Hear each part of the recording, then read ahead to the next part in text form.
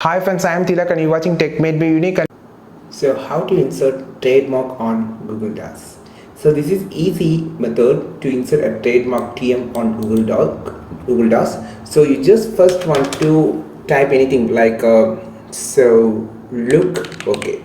So I just want to insert a trademark. You just go to the insert option and here you just select the special character.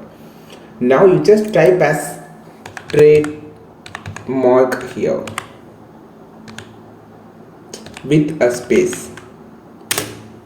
You can see a single result TM which is trademark. You can easily insert like this.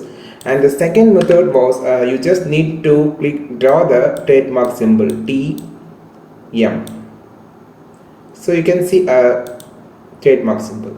So by using this option you can easily insert the trademark on your Google Docs. Is this video useful to you? Just follow this channel, like this video, share this video with your friends, and don't forget to click on the subscribe button below. If you want more videos about Google Docs, just follow this channel. We will meet on next video with a super valuable content. This is Tilak signing off from Tech Made Me Unique. Have a wonderful day.